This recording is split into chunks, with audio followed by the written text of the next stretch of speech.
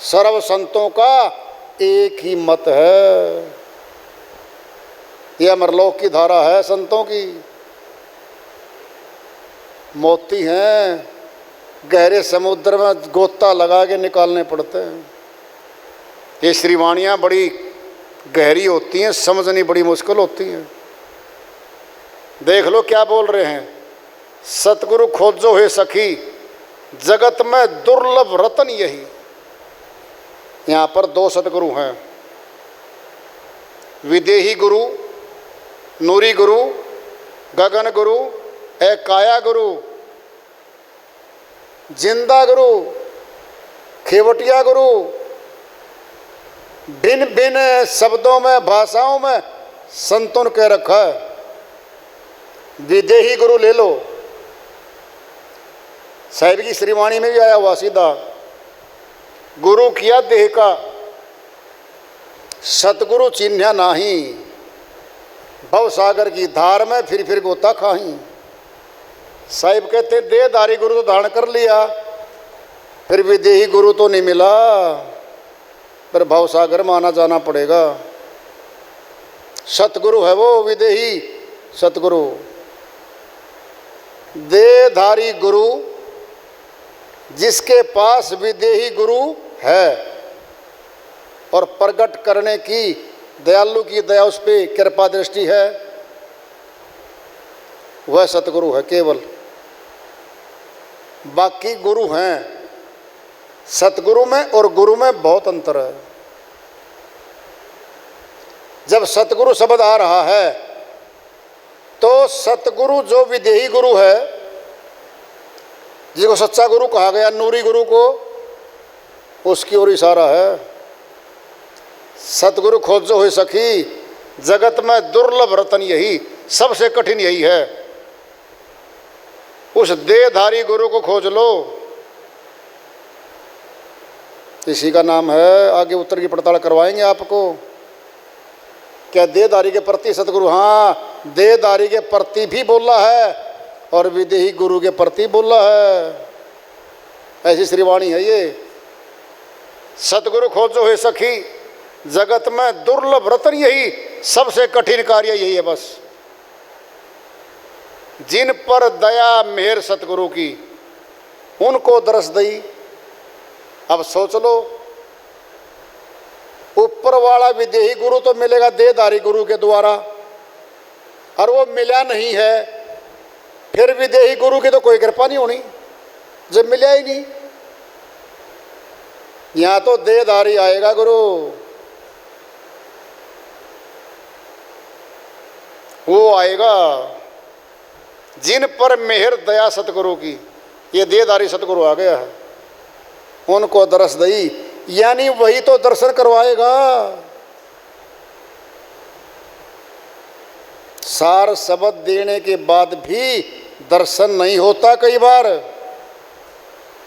कहीं समझते हो बात को?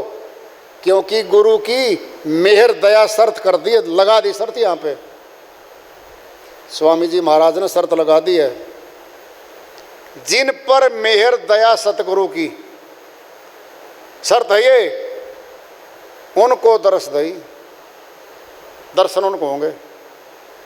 मेहर दया कैसे मिलेगी? जो गुरु मुख रहेगा, गुरु की सेवा में आएगा, गुरु की आज्ञाकारिता में जीवन बिताएगा, जो शिष्य उस पर दया करेगा गुरु। लेने को तो सैकड़ों नाम ले रहे होंगे सार शब्द, बहुतों पे दया ही नहीं है। टटोल लेना अपने आप को, बैठे हो क्या दिक्कत है, टटोल लेना, दर्शन नहीं होते। इसका अर्थ क्या है? हम पतासा खाऊ प्रसाद खाऊ आदमी हैं। आए सत्संग में प्रसाद खाया, घर को चले गए। फिर यहाँ तो जो गुरु के शिष्य नहीं हुए भी आते हैं सत्संग में, 10, 20, 30, 50, फिर वो भी चले गए, फिर वो भी चले गए। कैसे हो गई मेहर? जिन पर मेहर दया सतगुरु की उनको दर्श दई। अमरलोक का घर है, तीनों लोग तखड़ी में तोल के दे दें तो भी नहीं मिलता। ये श्रीमान जी 2 4 5 घंटे भी नहीं देता, सारा समय घर में, और गुरु जी के पास 1 2 घंटा। कैसे मेहर होगी, कैसे दया होगी।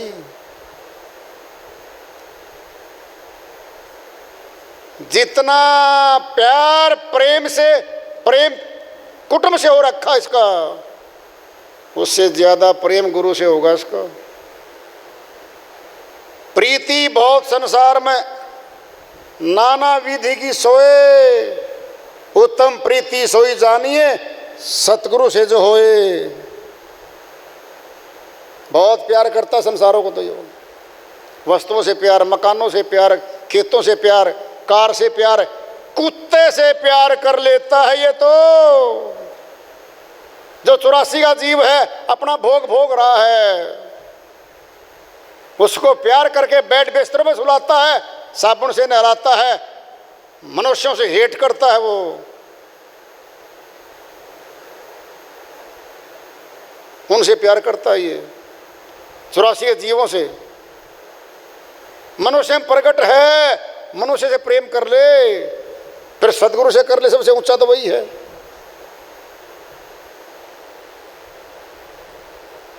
जहां प्रकट नहीं है, अर्थ सीधा है, सदगुरु की मेहर दया नहीं मिल रही उसको। कैसे मिलेगी, सेवा में है नहीं। जितना रूटीन में है उतना मिलता रहेगा भाई। नहर चल रही है, नहर में से पानी का कनेक्शन है खेत में किसान के, सप्ताह में 1 दिन 3 घंटे वारी है पानी की, 3 घंटे पानी चलाता अपने खेत में, फसल पैदा करता है 1 2 एकड़ की। और जिसने कनेक्शन ले लिया, क्या बोलते हैं उसको, जीरी का मोघा लगवा लिया, लगातार चलने वाला, बरसाती मोघा बोलते हैं उसको। बरसात में लगा सकता है, किसान को अलाउड करती है सरकार, 3 महीने के लिए मिलता है वो मोघा। सीधा नहर में से, रजवाई में से सीधा मोघा लगा दिया, लगातार 24 घंटे पानी चल रहा है खेत में, फसल ज्यादा होगी, बढ़िया होगी। ये है वो बरसाती मोघा जो किसान के खेत में 24 घंटे चलता रहता है। कौन है ये है वो शिष्य जो मोघे की तरह गुरु से जुड़ गया और लगातार शक्ति प्रवाहित हो रही है, लगातार, बशर्ते उस सेवा में अहंकार ना आए शिष्य का, मान बढ़ाई ना चाहे। बदले में मान बढ़ाई चाहता शिष्य, कितनी इतनी सेवा कर दी, तुझे मान बढ़ाई देगा गुरु, तुझे बड़ा अधिकारी बनाएगा, तुझे कुछ और ज्यादा देगा, तुझे कुछ, ऐसी आशाएं करने वाले शिष्य की भक्ति में रुकावट आती है। क्या जाएगा उसमें, मान बढ़ाई, घमंड, ईगो, ऐसी ऐसी पनपती रहेंगी उसमें, और गुरु की शक्ति से दूर रखते रहेंगे वो चीजें। क्या वो पर्दा आ गया, चुंबक के लोहे के बीच में आ गया पर्दा, कैसे खींचेगा, अच्छे से बोलेगा उसको तो, ये सबको बोलता है, लेकिन वो स्नेह नहीं हो सकता जो समर्पित शिष्य के प्रति होता है, वो स्नेह नहीं होता कभी उसके साथ। जिन पर मेहर दया सतगुरु की शर्त रख दी है, उनको दर्श दई, उनको दर्शन होंगे। कुछ शिष्यों के अंदर एक गलतफहमी और बैठी हुई है बहुतों के पास कि ज्ञान मिल गया गुरु से, सार शब्द मिल गया गुरु जी से, अब गुरु जी की जरूरत ही नहीं है। धोखे में बैठे हैं वो, भ्रम में है वो, यही नहीं पता उनको। इसी देहधारी गुरु की शक्ति मिलेगी तुझे, और विदेही गुरु जब यहाँ से चलेगा उसी जिंदा गुरु की शक्ति तुझे दर्शन करे, दर्शन होंगे तेरे उस गुरु शक्ति के। ऊपर कौन पहचान करवाएगा जाके? तेरे गुरु का चेहरा तुझे याद है और किसी का याद नहीं है, वही जाएगा साथ में। आखिरी मुक्ति धाम में जाते समय तक देहधारी गुरु की जरूरत रहती है शिष्य को। दूर तक का संबंध है। केवल भक्ति लेने आए थे हम दरबार में, मान बढ़ाई आदेश अपने हमारे चले यहाँ पर, ये धोखा हो रहा उसके साथ। वो ठेकेदार बनने लग रहा है, गलती से गलती हो रही है। केवल जिस दिन पहले दिन आया था, सुरती जिस दिन आई थी, वही आखिर तक बनी रहेगी, तब कल्याण है जी। मैं केवल भक्ति करना चाहता हूं, गुरु जी दाखिला दे दो, दे दिया, अब भक्ति कर। सेवा तो तुझे दी जा रही है तेरे कल्याण के लिए। अगर सेवा गुरु नहीं देता तो वंचित, सेवा से वंचित भाई। 10 आदमियों को भोजन करवाना चाहते हो आप, और 10 के 10 के हम नहीं खाते जी आपका भोजन, क्या मिलेगा? कुछ नहीं मिलना आपको। अब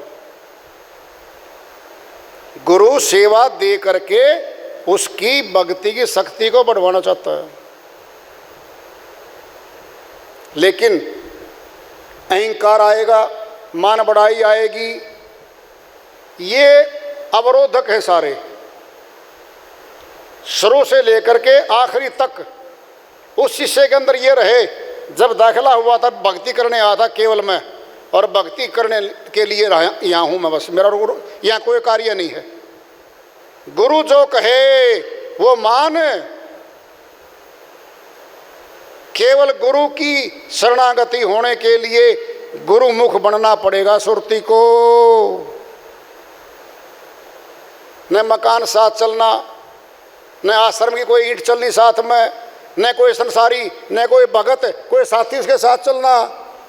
केवल गुरु की शक्ति चलेगी उसके साथ।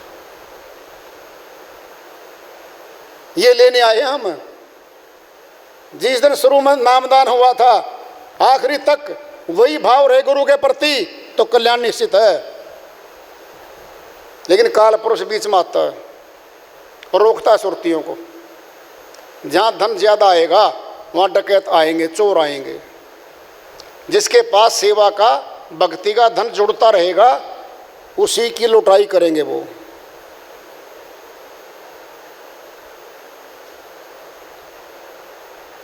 मोटी माया सब तजें, जिनी तजी न जाए। पीर पैगंबर ओलिया जिन्नी सबको खाए। कबीर साहिब ने कह रखा है, मोटी माया तो त्याग सकता है मनुष्य, जिन्नी माया है क्या है? ईर्ष्या, द्वेष, मान, बड़ाई, ये आ गए, निंदा, ये है जिन्नी माया। जिन्नी माया रगड़ती है पूरी तरह से, भक्तों को निकलने देती है यहाँ से। और जो जिन्नी माया में फंस गया ना एक बार, उसका निकलना मुश्किल हो जाता है।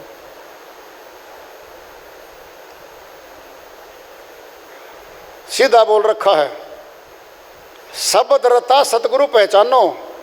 शब्द रता मैंने जो शब्द में रत रहता, शब्द साधना करता है, जो ये देदारी गुरु तरफ इशारा। अब शब्द साधना करने वाला जो सदगुरु है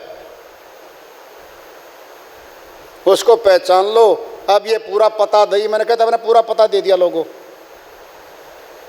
जो बातें शब्द की करता है, शब्द साधना खुद करता है, शब्द साधना ही करवाता है, पूरा पता बता दिया।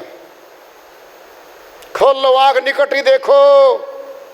अब क्या खोल लूं? खोल कही, पर्दा हटा दिया और भी आगे लगा दिया। आगे भाग तुम्हारे प्यारी, नहीं परखो तो जून रही। अगर फिर भी नहीं कर पाए, फिर वो जन्म गया।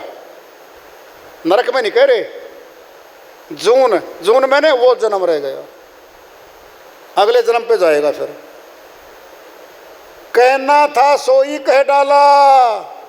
बोलो तो वाणी क्या बोल रही है? उत्तर की पड़ताल कर रही है, आखिरी में मोहर मारेगी। कहना था सोई कह डाला, राधा स्वामी खूब कही। खूब कह दी मन तो भाई सारा भेद खोल दिया वाणी में, सारा खोल दिया, कुछ भी नहीं छुपाया। तो वार्ता चल रही है चेतावनी से प्रभु प्राप्ति की ओर। आज का यह पड़ाव रहा, इसको आगे जारी रखेंगे। प्रेम से बोलिए सदगुरु साहिब की जय हो।